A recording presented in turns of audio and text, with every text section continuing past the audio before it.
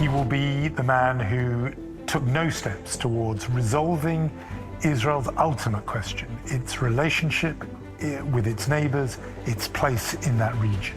Welcome to Watch Mojo, where we'll be looking at figures from modern history whose actions have led to hugely disastrous consequences. If he wants to remain in power for decades, he can't just hold on like his father did. He really has to show an improvement in the standard of living inside North Korea. Number 10. Rodrigo Duterte. Duterte came to power on an anti-establishment ticket, tapping into strong disillusionment with those in power. His welcome in Laos Monday night shows he still has strong support. In 2016, Duterte became the 16th president of the Philippines. In his campaign, he promised to clear the Philippines of its illegal narcotics problem. Pretty much as soon as he came into power, he urged people to take the law into their own hands and massacre substance users. It was considered a major human rights violation, causing thousands of deaths. All of those that we have exhumed were part of the war on drugs of the Duterte regime, where they were killed point blank, if not deliberately shot, helplessly. Many were likely innocent, and others committed crimes undeserving of such brutal treatment. At least he isn't free from punishment, as he was arrested in March 2025 and has been locked away in The Hague. At least if Germany had Hitler, the Philippines would have, live. Number 9. Donald Trump. According to the Wall Street Journal, the Justice Department told Trump in May that his name is in the Epstein files. The White House has dismissed this as fake news. US President Donald Trump now clearly wants everyone to stop talking about Jeffrey Epstein. Trump is easily one of the most divisive U.S. presidents of the century so far. He's been impeached twice, but refused to go. Many of his critics would say he has a bit of a God complex. For example, he's been caught on camera saying he wishes Americans treated him like North Koreans treated Kim Jong Un. One way Trump's made history is by becoming the first American president convicted of a felony.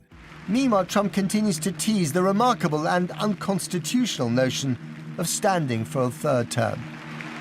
It will be the greatest honor of my life to serve not once, but twice, or 3 times, or 4 times now.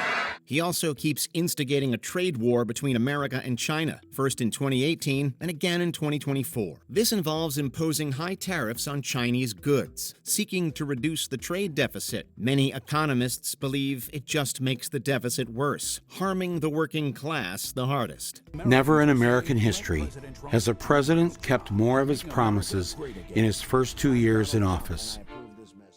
Not the promises he made to the voters, but the promises he made to his fellow billionaires in the ruling class. Number 8. Omar al-Bashir. As you know, we are under blockade by the West.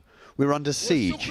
So I salute you and I thank you for this reception, which is the perfect answer to all the collaborators and the traitors and the mercenaries. Sudan is Africa's 3rd largest country and was controlled by al-Bashir from 1989 all the way until 2019. In 2009, he made history by becoming the first sitting head of state given an arrest warrant by the ICC. He was accused of genocide, war crimes, and crimes against humanity. Al-Bashir came to power in a bloodless military coup in 1989, overthrowing a democratically elected government. Many of these crimes were committed during the 16-year war in Darfur. Many non-Arabs believed Sudan was oppressing them. Al-Bashir and his regime responded with ethnic cleansing. Hundreds of thousands died in the conflict, and roughly 3 million were displaced. After his rule was ended in a 2019 coup, he was placed on trial for corruption. Sudan has agreed to hand him over to the ICC, but it has yet to happen.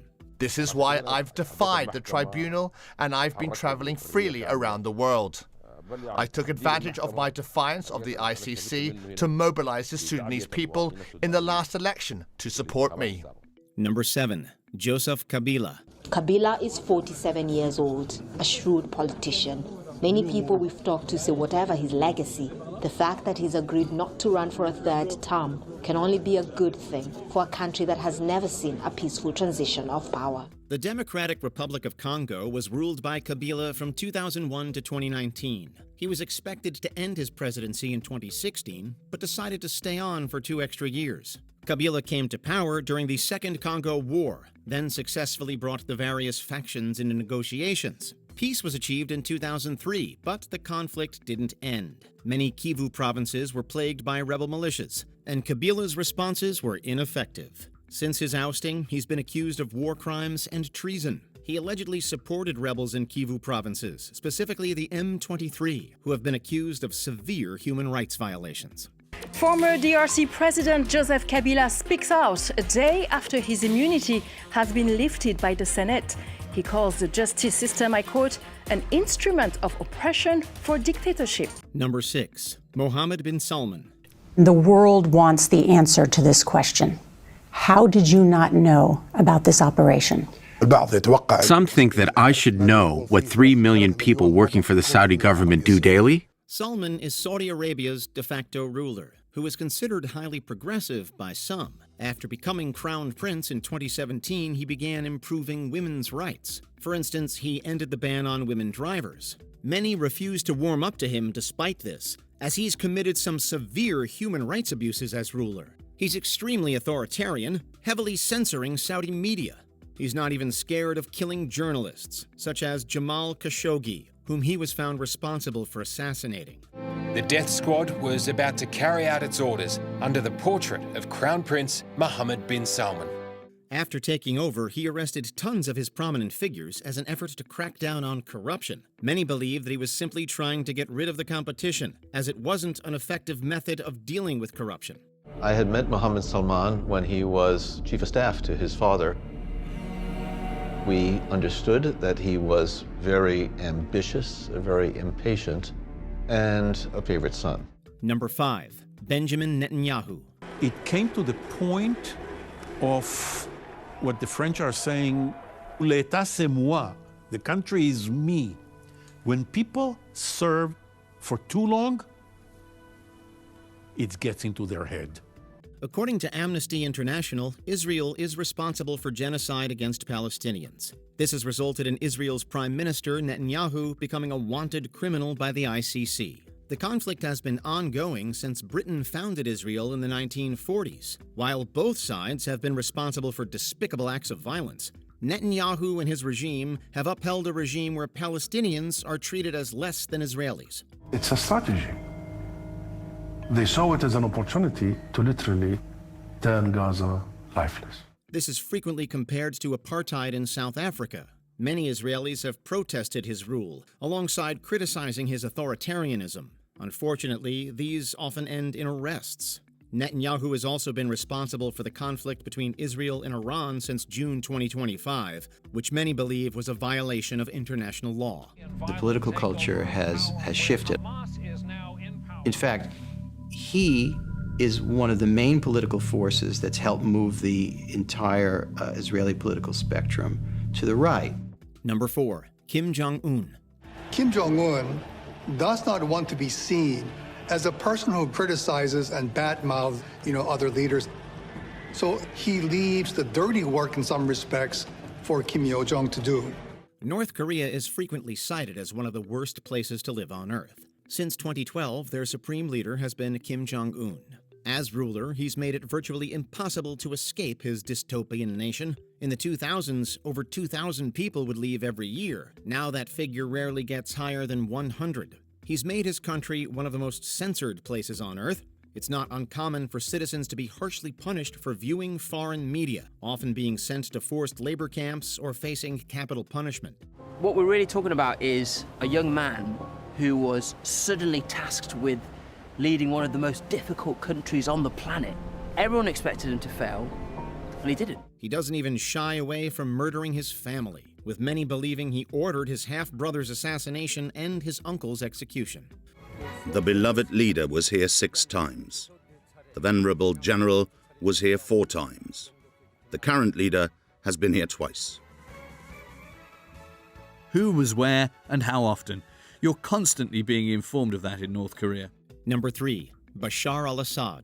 He had one powerful supporter, Russia, and there was a symbiosis to the Putin-Assad relationship. Russia helped him and maintained its strategic military bases. The 2011 Syrian revolution began a civil war that wouldn't conclude until December 2024. It was motivated by President Bashar al-Assad's diabolical rule over the nation. It's considered one of the most oppressive regimes in human history. Instead of resigning when the war began, he fought back hard and without mercy. Over 600,000 people lost their lives in the 13-year conflict. What about barrel bombs? You don't deny that your forces use them. I know about the army. They use bullets, missiles, and bombs. I haven't heard of army using barrels or maybe cooking pots. Large barrels full of explosives and projectiles, which are dropped from helicopters and explode with devastating effect. Over 90% of all civilian deaths were caused by Assad's supporters. He was finally ousted in December 2024 after an 11-day-long campaign by the revolutionary factions. Assad then fled to Moscow, where he is supposedly living a life of luxury. Bashar al-Assad appears to have carefully planned his subterfuge. Kamal Sakhr was told to organize a camera crew to film a speech that the former dictator never intended on delivering. Number 2. Xi Jinping. Xi Jinping is no reformer, but nobody saw the repressive, dictatorial, control freak, insecure leader that he has become. Since the death of Mao Zedong, no one in China has come close to being as powerful as he was at his peak, barring Xi Jinping. He's been the paramount leader of China since 2012 and has been responsible for some major controversies. He rules his country like an emperor. His China dream is within reach, and he's warning the West. If they try to stop him, they'll pay. Under his rule, the Uyghurs of Xinjiang have been extremely abused, which is considered a genocide by some. He's also become increasingly aggressive toward the Republic of China, or Taiwan, which he seeks to subjugate. China has also become the most surveilled country in history under Xi's rule. After the failure of the New Enlightenment movement of the 80s, it's extremely sad to see China stray further from the movement's ideals. China's leadership drew up a top-secret plan to crack down on the region's Muslim minorities.